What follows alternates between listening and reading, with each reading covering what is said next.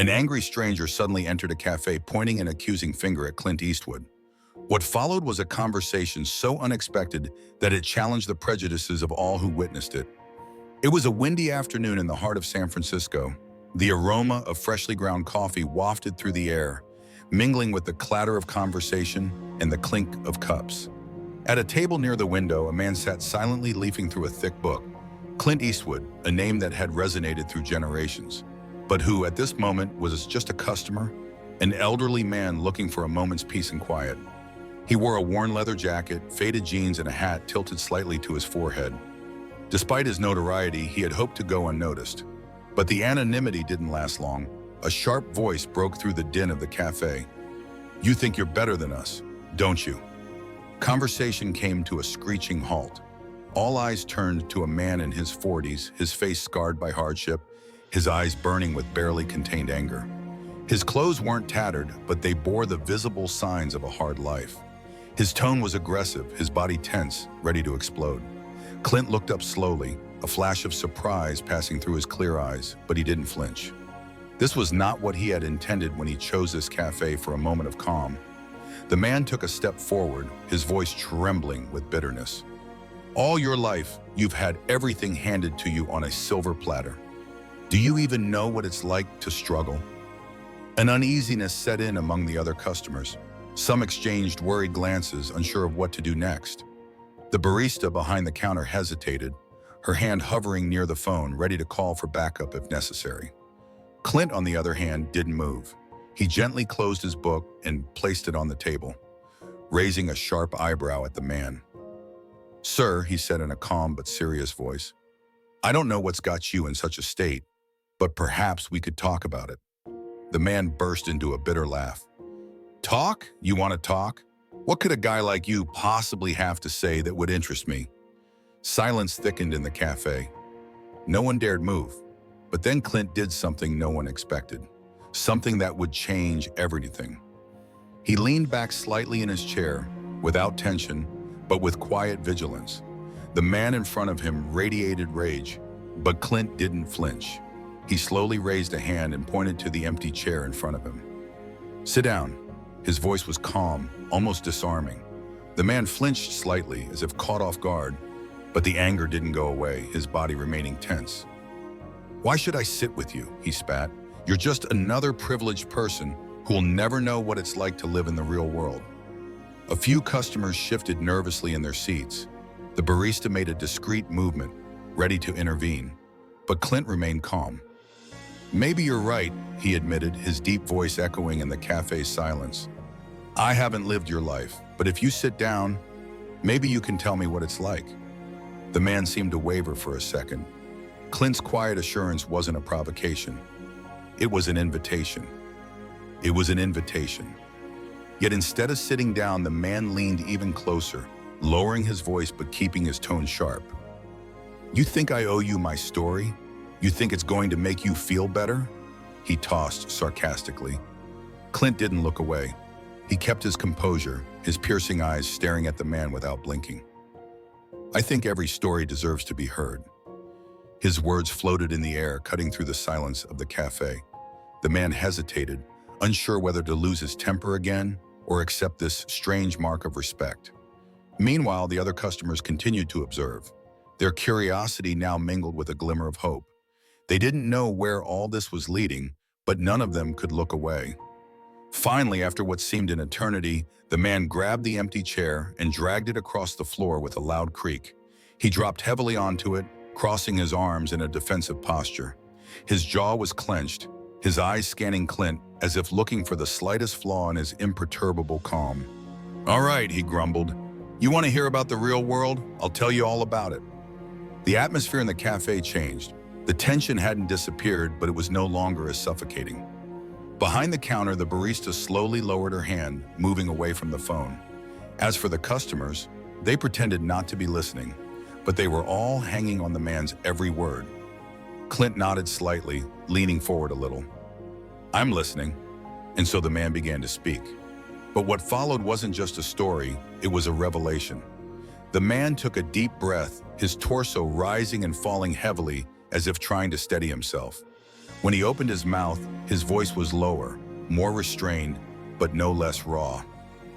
You look at me and see an angry guy for no reason, but you don't know what it's like to lose everything. His voice was heavy with bitterness. He swept his gaze across the cafe as if daring anyone to interrupt before returning to stare at Clint. I had a job, I had a family, a decent life, and then overnight, the factory where I worked closed. Gone. Hundreds of us left with nothing except promises that we'd be relocated, promises that were never kept. A heavy silence fell over the room, disturbed only by the distant whistle of the espresso machine. The man's voice broke slightly as he continued. With each sentence, his shell cracked a little more. I tried to hold out for my wife and kids. I took every odd job I could get. But when you're living hand to mouth, it only takes one little thing to bring it all crashing down. He paused, his eyes shining with a gleam he tried to swallow. My wife, she's gone. She took the kids with her. She told me she couldn't live like this anymore. He lowered his head, his hand mechanically tracing the ribs of the wood on the table, as if trying to anchor himself to something. I can't even blame her. Clint remained silent. His expression was indecipherable, but there was no hesitation in the empathy in his eyes. The man slowly raised his gaze to him. Do you know what it's like to walk into a room and have everyone judge you? To feel that in the eyes of others, you're nothing? He let out a bitter laugh. That's my life, every day. The words hit hard, not just for Clint, but for everyone listening.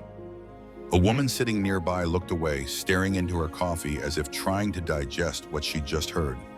The man took a deep breath before continuing, his voice rising slightly. And then I see a guy like you. He pointed at Clint with a curt gesture. Sitting there with your well-tailored clothes, your book, as if nothing could get to you. And it pisses me off, because no matter what I do, I'll never have what you have. The words floated in the air, heavy, charged like a storm cloud ready to burst. Clint didn't rush to answer. He let the silence settle, respecting the weight of this suffering. Then slowly he leaned forward, resting his elbows on the table. I don't know what it's like to be in your shoes, Clint said in a calm, almost grave voice, but I do know what it's like to be judged, to feel that people have already decided who you are before you've even said a word. The man abruptly raised his head, his eyes crinkling in a mixture of skepticism and irritation. And what could you possibly know about this? He spat. What followed was not the answer he'd expected. Nobody had. Clint took a deep breath, his unflappable calm slightly relieving the tension in the room. He leaned forward, his piercing gaze locked on the man's. You may think I've had the good life because of my name. And in a way, you're right. I've never had to worry about having a roof over my head or finding enough to eat. But that doesn't mean I've never been misunderstood. His voice was poised, but there was a weight to his words, a sincerity that made several customers lean in slightly, as if caught by what he was about to say. The man sneered, ready to interrupt, but Clint gently raised a hand, not to stop him authoritatively, but as if to say, just listen to me for a moment. Wherever I go, people make assumptions about me. They think they know who I am, what I believe, what I've done just because of my name. They don't see the person. They see an image, a caricature onto which they can project their frustration. Kind of like what's going on here, isn't it? The man's face twitched, as if these words had hit him where he didn't want to be hit. He didn't answer immediately, but his arms relaxed slightly. Clint continued, his tone measured but genuine. I'm not saying that what I've been through is comparable to what you've been through. It isn't. But pain is pain. But pain is pain, feeling invisible, knowing you'll never really be understood. That's something we all feel, no matter where we come from. The cafe was now plunged into a silence so thick you could have heard a needle drop. Even the barista was frozen, her tray of cups suspended in the air, forgotten.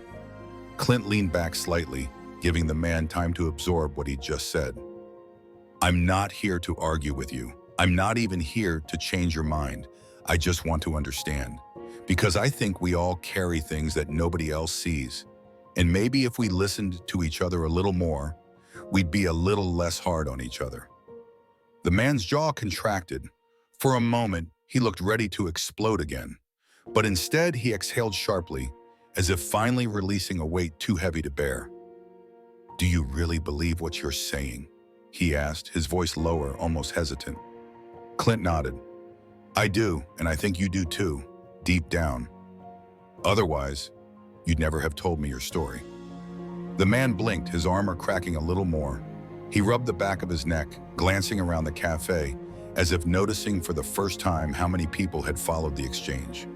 A flash of embarrassment passed over his face. Then he looked at Clint again. "You're not what I thought," he admitted, his tone softer. But the real surprise wasn't what Clint replied. It was what the man did next. He leaned back slowly, his body language shifting from tension to something more contemplative. A long silence followed, each customer suspended in the moment, waiting to see where this conversation would lead. Finally, the man spoke, his voice free of the previous hostility. "You know, I came in here angry at the world." He shook his head. "Angry at guys like you, who I thought had it all without doing anything. But maybe," he paused for a moment, inhaling deeply, "maybe I've been carrying this anger around for too long. Maybe it was never about you." Clint didn't answer immediately. He let those words float in the air, giving them the importance they deserved. Then finally he spoke, his voice calm but assured. "I think it's easy to blame others. You never really know. It's easier to blame someone else than to face what hurts you. But today you did, and for that, I respect you." The man looked up, finally meeting Clint's gaze. There was no more anger, only deep fatigue mixed with understated gratitude. "You're a good man." He seemed almost to regret those words, as if admitting them cost him something. "I don't say that very often." The change in atmosphere was palpable. The tension that had hemmed in the cafe evaporated, replaced by an unexpected sense of connection. Behind the counter, the barista sketched a smile before resuming her work. A couple sitting nearby exchanged glances, their expressions softening. Then the man did something that surprised everyone. He held out his hand to Clint. Clint hesitated for barely a second before grasping it firmly. "Sorry," the man said, his voice huskier, thicker, charged with emotion, "for judging you without even knowing you." Clint gave him a sincere smile, the smile of a man who had seen it all but still believed in humanity. "And I'm sorry if I gave you any reason to think that." The handshake lasted another moment before the man stepped back. He stood up, nervously smoothed his shirt and glanced around the cafe. "I think I owe everyone here an apology too." His voice echoed around the room. "I came in here angry, ready to explode. But this guy, he reminded me that sometimes you just have to listen." A silence, then a murmur of approval. A light applause went up, discreet but sincere. The man nodded, obviously touched, and headed for the door. Just before exiting, he turned one last time to Clint. "Thank you." Then he disappeared. The event had been nothing spectacular, but it left a deep impression on all those who had witnessed it. As the door closed behind the man, the cafe seemed to exhale collectively. Conversations resumed, but it wasn't quite the same. There was a new energy in the room, a shared feeling between strangers who had just experienced something extraordinary. Clint resumed his seat, grabbed his book, and took a sip of his coffee, which was now cold. But before he could regain his solitude, a woman in her 60s approached. Her gaze was gentle, her smile warm. "Sir," she said in a calm voice, "what you did there, it was remarkable. You didn't have to listen to it, but you did. And I think you reminded us all that sometimes a little kindness is all it takes to change everything." Clint nodded, humbled. "Thank you, ma'am. I think deep down we all just want to be heard." The woman returned his smile and returned to her table. Around him, the cafe buzzed with new energy. Smiles were exchanged, discussions started between strangers, small gestures of kindness, doors held open, bills paid in silence, glances less distant. When Clint finally left the cafe, the day seemed brighter, not just for him, but for everyone who had witnessed the moment. The man's anger, Clint's listening, and that simple exchange had created a wave of understanding and compassion. As he walked down the street, Clint couldn't help but think of the impact that small gestures can have. He didn't know this man's whole story and probably never would. But for a few moments, in that cafe, they had understood each other. And that connection had been enough to change the atmosphere of an entire room. Maybe sometimes, all we need is just a little empathy, just a moment to remember that, despite everything, we're not so different from each other.